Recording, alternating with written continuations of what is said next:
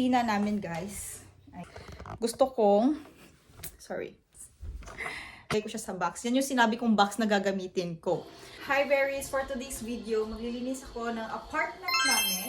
Tsaka ipapakita ko sa inyo kung gaano kakalat at paano natin siya maayos. Yun na. So guys, sorry, hindi ko pala napakita sa inyo. Nakapag-arrange na ako dito. Ayan. Nilagay ko to dito guys. Tsaka yung chair. Yan lang muna yung cover niya kasi malinis naman yan pero nilagyan ko lang ng cover para meron akong magamit. Oh, you don't have to sit in it because she asked. Nakikinig kasi ako ng music, guys.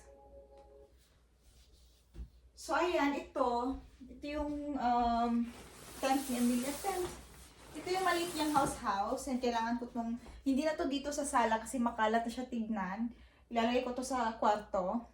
Kasi dalawa yung kwarto dito sa apartment namin guys. Isa yung hinigaan namin. Isa dapat kay Amelia.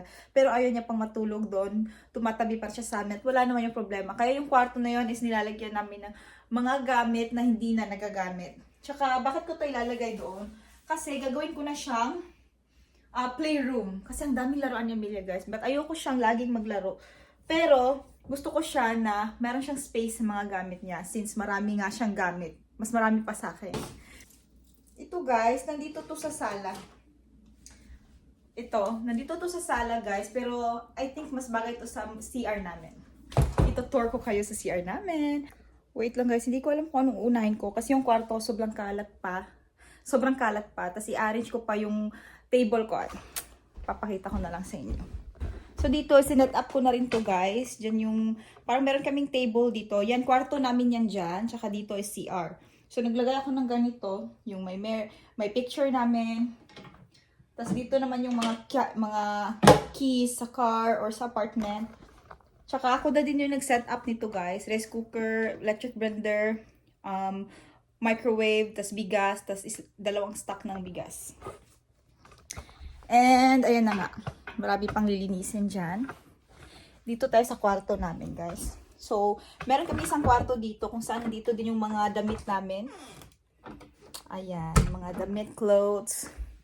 And dito naman is yung mga vanity, like, kita nyo na yon. Ayan, mga layer-layer ng mga kagamitan. Tsaka, sobrang kalat talaga, guys. Tsaka ito din yung mga damit namin, guys. Ayan, malaki din yan. Tapos sa taas nilagyan ko na lang ng mga... Hindi na to paglilinis guys, tinuro ko na kayo. So dito naman tayo guys, meron akong chair dito. Dito ako nagbablog, as you can see, may mga bra pa sa likod. So dito, nandiyan yung laptop ko, yung documents. Bakit siya makalat? Kasi guys, meron akong kinuhang box. Tapos nilagay ko dyan yung lahat ng nasa box. Kasi gagamitin ko yung box. Lalagyan ko siya ng mga pagkain. Ito-tour ko na lang kayo guys. Hindi na lang tayo maglilinis kasi parang mas matatagalan ako pag naglinis ako tas nandyan kayo. Charot. So ito naman yung lagay ko kayo dyan ha. Ito naman yung higaan namin guys. Isang double bed at single bed. Inano namin. Anong tawag doon? Tinabi namin yung dalawang bed para mas malaki yung higaan namin. Since si Amelia is gusto niya pang tumabi sa amin. So, lilinisin din natin yan. So, ito naman yung mga damit ni Daddy. Oh, ba't may ganyan? Kasi si Daddy, guys, hindi maayos eh. Pag close na nga lang, hindi pa magawa. So, dito guys, yung mga table. Sa gabi kasi, pag natutulog kami, meron kami talagang water. Nalagay namin dito. Tsaka ito yung table ko, guys. Ayan. Diba, maliit lang siya. Compared sa iba. Then yung mirror ko, gusto ko siyang palitan. Gusto kong bumili ng... Sorry sa shaky phone guys kasi yung phone stand natin napaka-shaky talaga. So gusto kong bumili ng vanity table pero sayang kasi guys hindi naman natin alam kung ano yung buhay natin dito sa Canada. Kaya siguro magsisave muna tayo for now. Pag meron na tayong extra, dyan na tayo bibili ng bagong, you know, vanity with mirror and lights, ganyan. So nandito yung skincare ko, makeup ko. Malinis to lagi guys. Alam nyo, pagising ko kanina, malinis to. Nakalat lang kasi yung defensive. Ganyan. Higaan, bintana yan. Bintana din yun. Tapos, closet. Tapos yung, mga gamit. Judge me if you want. Charot. Ayan. So, pagkatapos dito sa kusina, guys, punta tayo dito sa CR. So pagkapasok mo sa CR guys, mayroong pantuan. Tapos ito yung adjustment ng heater from, ngayon ang heater, meron nga guys, 18.5 yung ano niya. So pagkapasok mo dito, madali lang yan. Bakit mahihirapan? Charot. So pagkapasok mo dito guys, meron kaming washing machine, which is may laman. Pinapatuyo ko rin yan guys. Tapos, pag washing machine, dito naman yung dryer. Hindi nyo ba makita?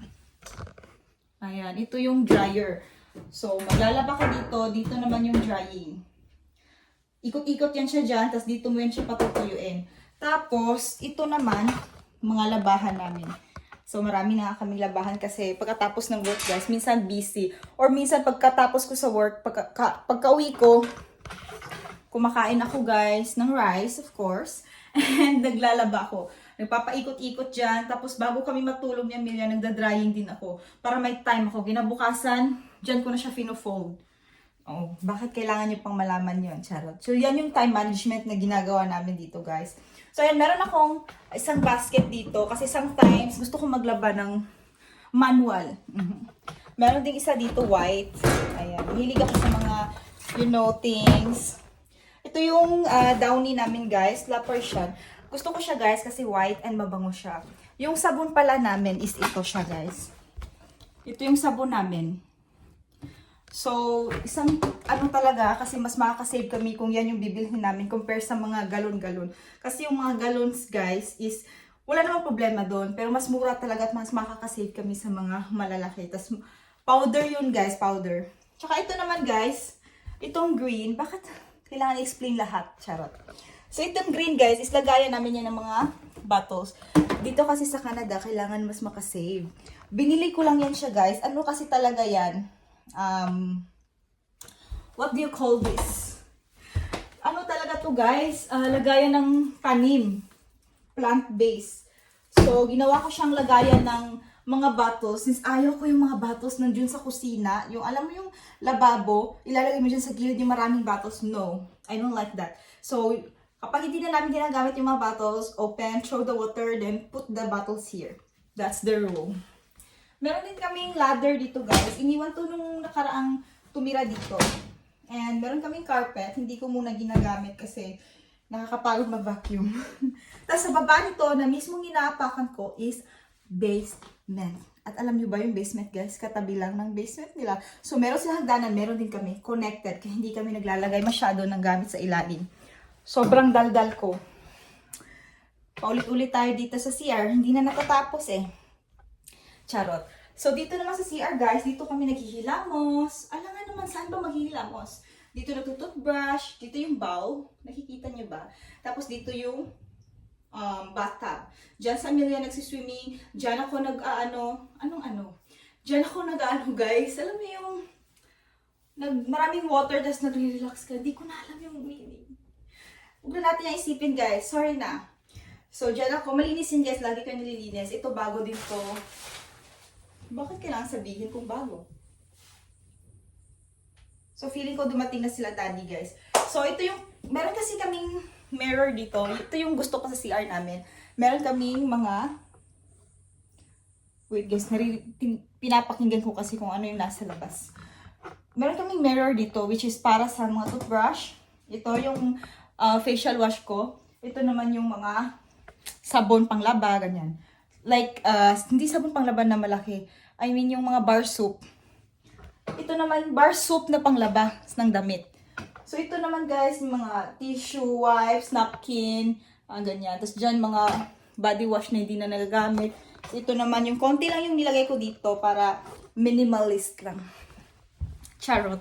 Ay, ito pala guys, is lagayan ng mga towels namin na nilabhan ko na. Like, bathrobe. Gagamitin pagkatapos maligo. At least meron lang kukunin dito. So, wala na siguro ko itutur sa inyo guys. Yung kwarto na lang ni Amelia. Pero ginawa talaga namin siyang bodega. Kaya makalat talaga siya. Ayan. Papakita ko na lang. Ayan siya guys.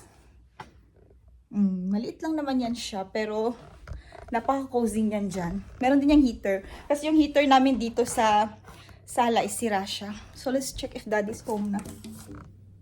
Ay, wala pa sila guys.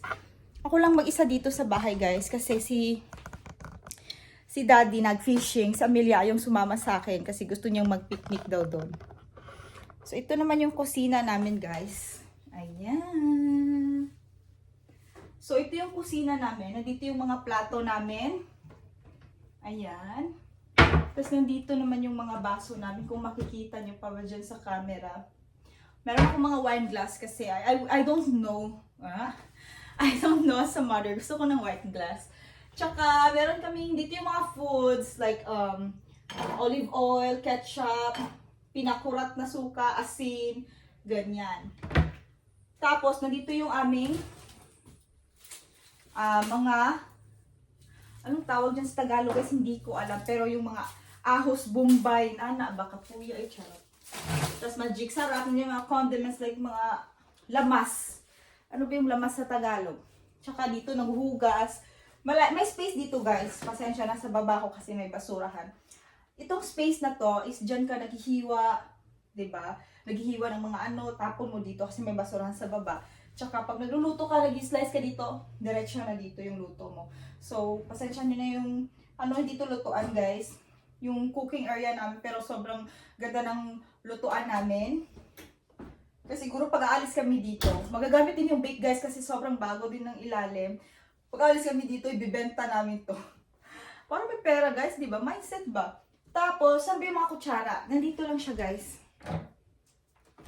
Kailangan may pa kasing tignan eh. Charot. Ayan, nandito yung mga kutsara. Malinis to guys. Sobrang ganda ng mga setup namin dito. Kung gusto nyo makita, comment down below. Tapos, nandito naman yung mga ganito namin. Ayan. Sa pangatlo naman guys is mga Tupperwares. Ayoko kasi yung Tupperwares nandun sa taas kasi pag umaga guys nagbabaon ako ng rice. Nagbabaon ako ng rice. Gusto kong pag nagluluto ako diretso na nandun yung rice cooker. Kukuha ko ng Tupperware, ilalagay ko sa baonan ko, tapos pupunta na ako ng school. Anong school? Hoy, work! So ito na siya guys. So dito naman sa area na to, walang laman guys, kasi pobre tayo ngayon. Mahirap tayo ngayon. Ito yung box ng mga food. Ito yung box ng mga, like, the grocery namin, like, cotton buds, toothpaste, toothbrush, ano pa ba? Yan yung mga, alam yung hindi nakakain na grocery. Tapos wala akong mapaglagyan kasi na stock, so nilagay ko siya sa box. Yan yung sinabi kong box na gagamitin ko. Na nandun sa mga gamit ko yung laman yan before. So, dinicide kong ilagay dyan. Tsaka yung sa taas naman guys is mga skyflakes, mga biscuit. Maliit siya na box, diba, sa foods. Kasi ayaw ko mag-stock ng mga stick-o dito, fudgy bar, and mga foods na hindi naman healthy. Bakit ba? Kasi guys, alam ko, hindi yan healthy sa bata. Nasa parents ang start. Alam nyo si Amelia guys, 2 years old pa lang yan, nakakain na yan ng matamis. Kaya simula no, yung bibig niya, nasanay na sa matamis. Kaya yung stress ko, kasi ako, hilig din sa mahilig din ako sa matamis, kaya dalawa na kami. Bakit nakaka-stress? Kasi hindi yun magaganda, guys. Kahit ako malaki na ako, alam kong bawal na siya eh. Kasi yung matamis ko, guys, pagkagising ko na umaga, wala pang kinakain, diretso na ako sa sugars. Na-stress ako kasi hindi yun maganda sa skin. Okay? So, meron din kaming, ayan, dahil sa mahilig ng tamis, meron din kaming Tim Hortons na coffee, hindi siya coffee, chocolate drinks. French vanilla cappuccino. And, where's the chocolate one? Ayan, hot chocolate. Meron akong ganyan guys. And alam nyo bang, 2 buwan na to dito. Kasi hindi na nga ako umiinom ng mga sweet drinks. Pero minsan kasi guys, lalo na yung winter, 2 box kasi binili ko. Tapos ang dami niya pang laman. Lalo na nung winter guys, uminom talaga ako ng uminom na ganito. Hindi yun maganda guys. I'll swear. Stop the sugar now. So, ref reveal. Yung ref namin guys, hindi pa nalilinis kasi sabi ko nga sa inyo, nag-tour ba naman ako na hindi pa ako napaglinis? Ang hirap nito. Kasalanan nyo to guys. Tada! Oh, meron din kaming Tupperware dito. Sobrang laki ng box namin sa ref, lagayan ng mga fish kasi nga nag-fishing si daddy, diba? Tapos kailangan namin ng malinis at well-maintained box. Sure ka? Tapos meron akong ice cube, guys. Kasi mahilig ako gumawa-gawa ng mga something-something. Ito lang talaga yung pagmamalaki ko sa inyo. Kasi walang naman yung ref namin. Pagpasensyahan nyo na po. And dati, guys, lagi akong bumibili ng ice cream. Pero now, I stop it. Kasi, alam nyo, nakaka-save sa inyo yung kahirapan kapag wala kang budget, Ako dati, guys, napaka-healthy ko kahit di ko nabibili yung gusto ko. 'Di ba? Ngayon na gusto na bibili na natin mga sugar, mga unhealthy foods na bibili na kasi may pera na tayo. Doon pa tayo nagkakasakit. So, 'di ba? Ginagawa ko kay Amelia, kaya naman namin, pero I tried to at least hindi lahat ibigay sa kanya, especially sa food. I'm so sorry if maraming mommies ang ma-hurt dyan. Hindi ko sinasabing bawal siya niyan. Pero sinasabi ko is wag muna ngayon. Kasi paglaki niya, guys, like me right now, lahat ng gusto ko, nakakain ko na. Same sa kanya. Mangyayari din yun at the right time. But for now, kailangan muna natin i-build yung immune system niya, yung growth niya na mas maging healthy. Kaya more on gulay tayo.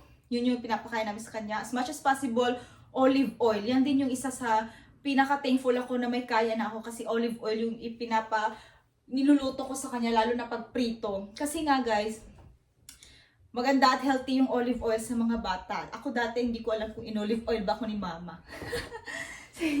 Guys, hiningal na ako. Ano, patuloy pa ba natin to? Oh, ang galing ko mag-Tagalog, no? So, ang dami natin chika. So, ito na yung ref namin, guys. Ang layo nyo naman. So, ito na yung ref namin. Ay, may wine. Akala ko ba healthy? Guys, bigay lang yan, guys, nung meron kami occasion dito sa bahay. May nagbigay sa amin yan. So, meron sa amin ng cherry fur dito. Meron siyang tiki-tiki. Meron kaming cheese. Oh, yan na yung mga drinks niya. Ito naman dito na to sa Canada na vitamins, guys. Vitamin D drops kasi nga nung winter walang masyadong sun exposure. Kaya kailangan daw to ng mga bata. Ayan, so dito naman yung meron akong aloe vera dito. Meron din akong scroll sa face. Ayan. Kasi guys, nilalagay ko siya sa ref kasi malamig, maganda sa mukha. And meron din akong bumibili ako ng mga ganito, guys. Face mask. Yan. Meron siyang cover. Maganda tong ref namin kasi meron siyang cover. Ayan. Meron siyang cover just for my face. Ito, pwede na to intake but this is not. Okay? So, meron akong keto chocolate. Nilalagay ko siya pag magagawa ko ng rolled oats. Tsaka meron din kaming moringa powder kasi nga walang kamunggay dito sa Canada. Ayan, nilalagyan ko ng seeds oil. Yan yung mga partner ko sa pag gumagawa ko ng overnight oats. Hindi nyo nakikita yung mukha ko. So, ito din.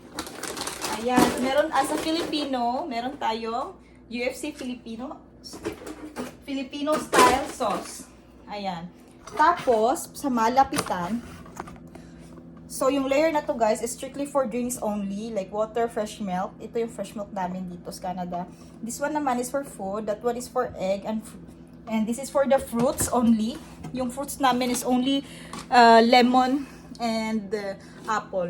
Tapos ito naman yung broccoli. Meron kaming lettuce sometimes. Yan yung mga carrots, hindi yan pwedeng mawala. And minsan lang kasi merong kalabasa dito, guys. Kaya, yan lang yung nasa ref namin. Diba? Kahit mag-grocery kami ni Daddy, guys. I'm so sorry, guys.